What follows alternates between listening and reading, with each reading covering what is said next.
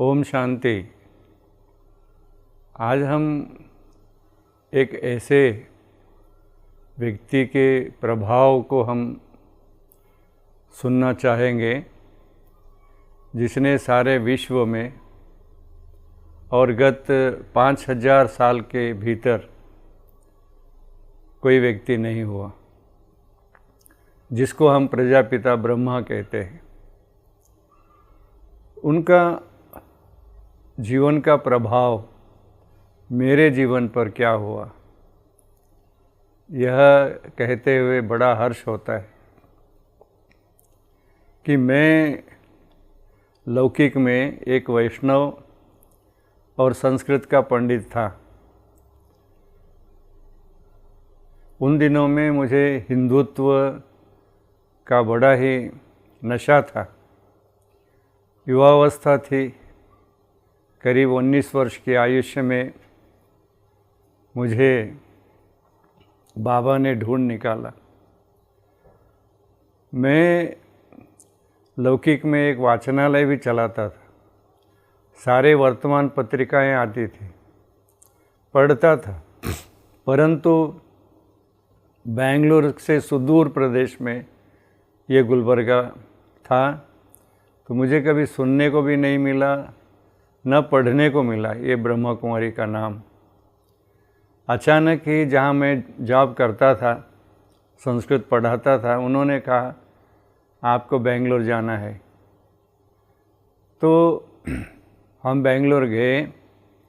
जिस दिन हम ट्रेनिंग इंस्टीट्यूट में गए उसी दिन शाम में हमें ब्रह्मा कुमारी इसका बहुत बड़ा होर्डिंग देखने को मिला।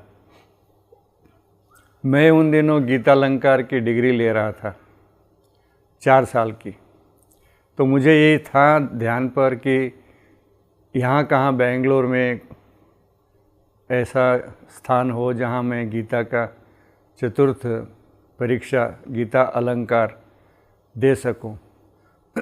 इस ख्याल से मैं ब्रह्मा कुमारी में गया, और जिस दिन गया वहाँ पर एक टेबल पर ग्रंथ था, सच्ची श्रीमद् भगवद गीता। मैंने वो देखा, उसमें संस्कृत का एक भी श्लोक नहीं था। तो वो बहन ने कहा कि हम संस्कृत नहीं जानते। मैंने कहा कि भाई आप नहीं जानते हैं तो ये जो लिखा है पुस्तक वो तो जानते होंगे। उन्होंने कहा नहीं, हमारे बाबा को भी संस्कृत नहीं आती। तो फिर हमने कहा कि जब संस्कृत आती ही नहीं है तो गीता किस अधिकार से लिखा। वो हम वहीं छोड़ करके आ गए। फिर हमारे को ध्यान में आने लगा कि चलो ये गीता नहीं सुनाते हैं पर योग सिखाते हैं, हम योग सीखेंगे। तो उस मकसद से मैं इसमें गया। फिर तो पहले दिन जब वहाँ आत्मा का परिचय दिया गया तो वो मेरा माथा तब ठनका जब उस बहन ने कहा कि आत्मा निर्लेप नहीं है। क्योंकि संस्कृत साहित्य में ये गाढ़ मान्यता है कि आत्मा निर्लेप है, कोई लेप छेप होता नहीं है। कुछ बातों का वाद विवाद हुआ और कोर्स मेरा पूरा हो गया। दूसरे दिन जब परमात्मा की बात आई तो जब उस बहन ने कहा कि एक ही परमात्मा है, वो है ज्योतिस्वरूपी शिव, तब भी मेरे को वो अमान्य था। क्योंकि हम ये मानते थे कि सर्वदेवम प्रतिकृतम नमस्कारम विष्णुम प्रति गच्छति।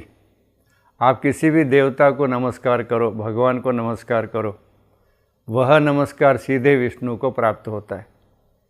तो यहाँ भी टकराव हुआ और हम छोड़ दिए। उसके बाद एक बहन जो कोर्स देने आई, उन्होंने कहा कि 8 दिन तक आप शांत में बैठेंगे, प्रश्न नहीं पूछेंगे, और 8वें दिन मैं आपको योग सिखाऊंगी। 7 दिन हम सुनते रहे। उसके बाद जब योग की बात आई तो उन्होंने मुझे एक बुजुर्ग बहन जो बाबा के समय की थी, वो उनकी लक्ष्मी बहन जो बाद में चेन्नई में रही, तो उनके सामने ले गए। उनको पता था कि ये तिकड़म है और ये ज्ञान सुनता नहीं है, तो योग सीखना चाहता है, इसीलिए योग में इसको बिठाइए। उनके सामने मैं बैठा और वो कमेंट्री देते देते मेरी आँखों में उन्होंने अपनी आँखें गाड़ दी। तो धीरे धीरे मैंने पाया कि मेरे अंदर कोई परिवर्तन हो रहा है। इस ईश्वरीय विश्वविद्यालय में बहुत करके मुख्य संतान की बात मानते हैं, पर मेरा जन्म नैनों से हुआ कि बाबा ने मुझे नैनों में पकड़ लिया। और आश्चर्य की बात ये थी कि जो मेरे अंदर संस्कृत का अहम था, पांडित्य का अहम था, वो चकनाचूर हो गया, जैसे मेरा माइंड वॉश हो गया। और उस दिन के बाद मैंने जीवन में कभी किसी से प्रश्न नहीं पूछा कि ये बाबा कैसे बोलते हैं, ऐसा कैसे बोलते हैं। तो जीवन परिवर्तन ये हुआ कि हम पंडित तो थे, परंतु दो आदतें हमारे अंदर बहुत थी। एक थी सिनेमा की आदत, जो करीब करीब उसका जैसे कहते हैं ना हैबिचुएट हो गए थे, देखना ही है। पंडित तो थे परंतु वो देखना है। और दूसरी आदत ये थी कि जहाँ भी किसी प्रकार का मिष्ठान स्वीट अच्छा मिलता है वहाँ वो जा कर के हम खाते थे। तो ये, और जब वहाँ पर बेंगलोर में फर्स्ट टाइम 1969 अक्टूबर में दादी प्रकाश मणि आई थी, उन्होंने कहा, हम क्लास में थे तो उन्होंने कहा कि हम सब स्वर्ग में जाना चाहते हैं, परंतु मैं आपको नर्क दिखाना चाहती हूँ। कौन देखेगा नर्क? तो अब वो सब हैरान रहे कि नर्क कैसे दिखाएगी दादी। कहा कि 1 रुपये में दिखाती हूँ। फिर उन्होंने कहा कि ये सिनेमा जो है ना, ये सिन की माँ है। तो ये भी था, बाबा ने मुझे उनके द्वारा ऐसे पकड़ा कि आज 50-52 साल हो रहे हैं, मुझे सिनेमा टाकीज में जाने का मन नहीं हुआ, जबकि मैं उसका बिल्कुल ही आदती था। मेरा सिनेमा छूट गया। और उसके बाद वहीं ये सारा का सारा परिवर्तन 10-15 दिन के भीतर ही हो गया। मुझे संस्कृत पंडित होने के कारण और हिंदुत्व का अभिमान होने के कारण इतनी बड़ी शिखा थी, जुट जिसको बोलते हैं, और वो भी जुट कट गई। जनेऊ था वो भी निकल गया। बहुत अच्छा अष्टगंध का तिलक लगता था, वो तिलक भी छूट गया। इतना ज़बरदस्त परिवर्तन बाबा ने किया, ये उसकी कमाल थी अव्यक्त होने के बाद।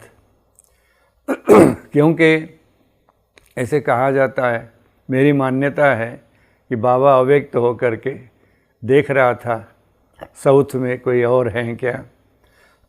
तो साउथ में जब उसने देखा गुलबर्गा में हम बैठे हैं, तो बाबा ने हमको लिफ्ट किया, और इतना ज़बरदस्त लिफ्ट किया कि हमारा जीवन लौकिक से अलौकिक बन गया।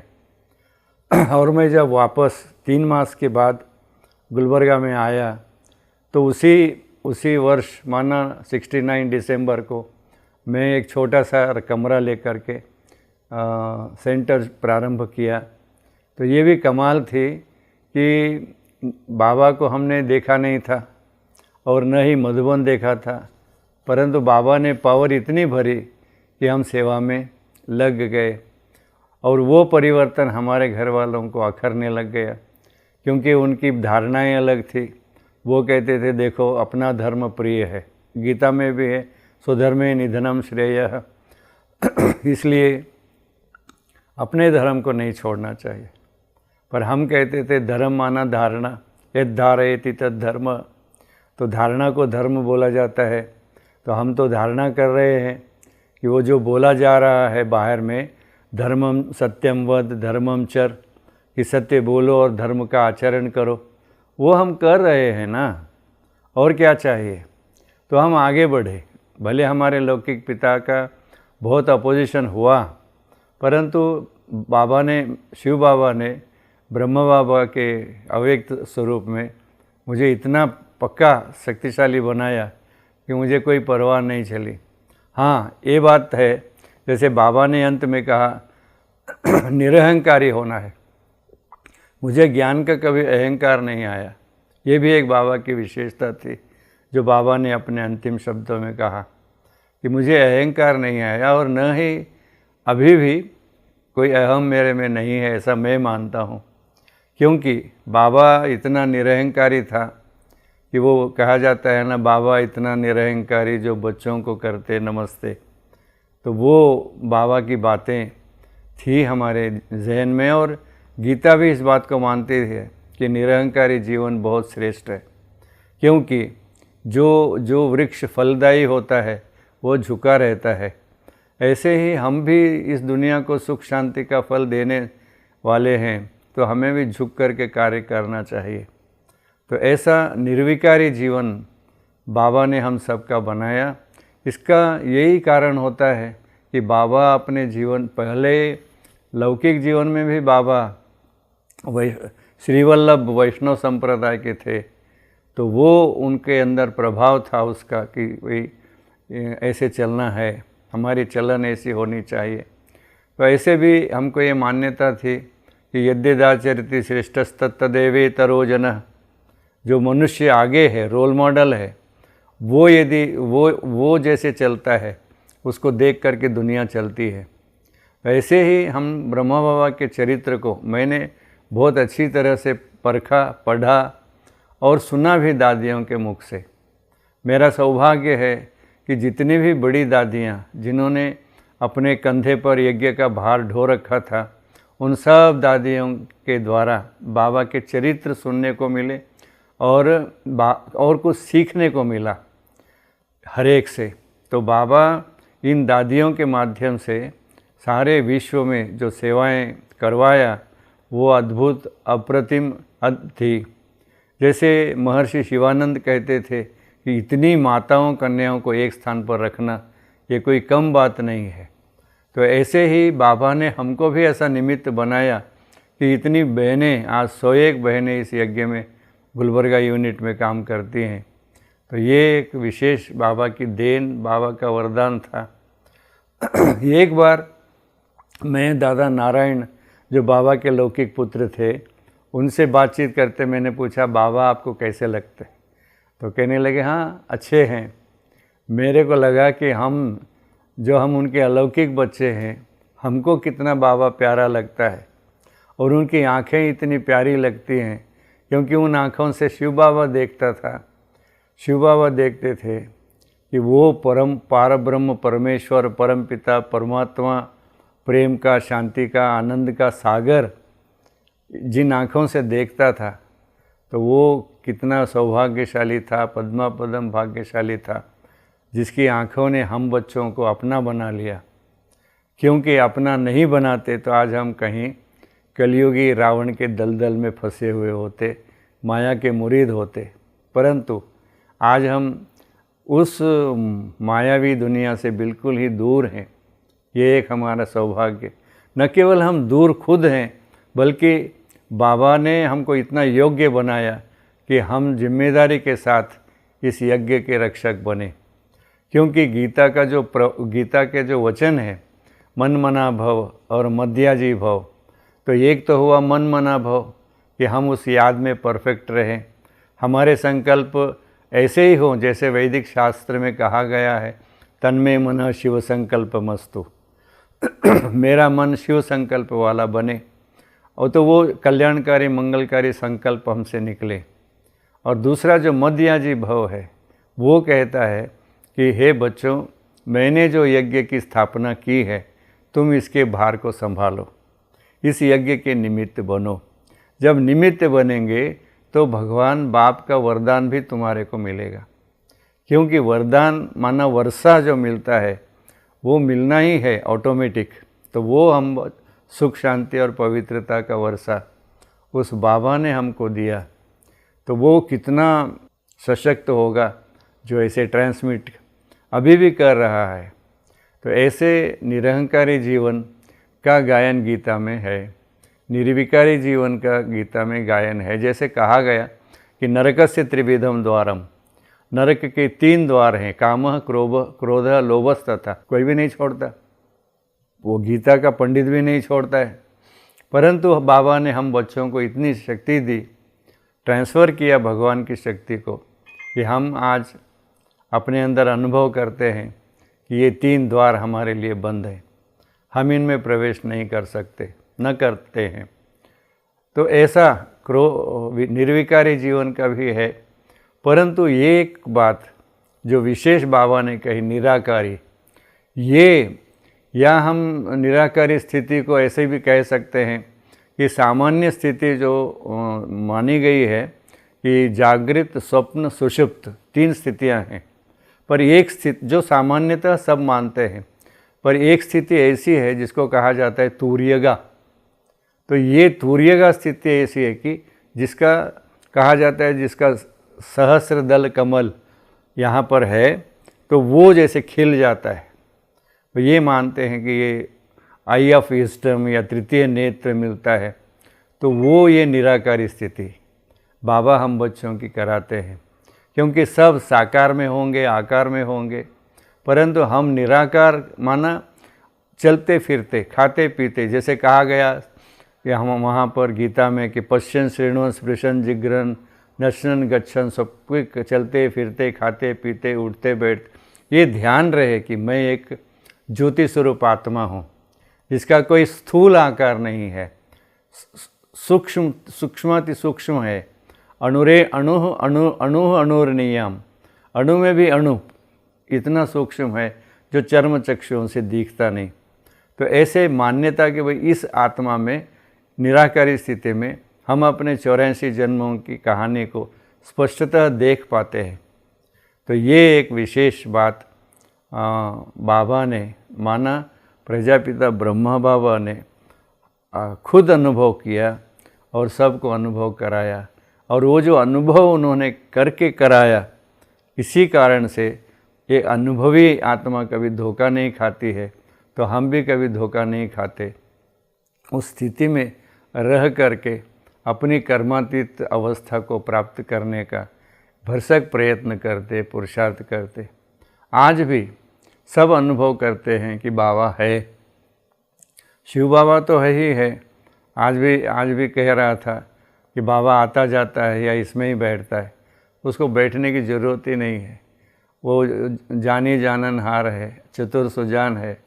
तो वो हम सब आत्माओं की स्थिति को जानता और बहुत सेवा हमारी करता कि हम कर्मातीत स्थिति को प्राप्त हो, बाप समान बने।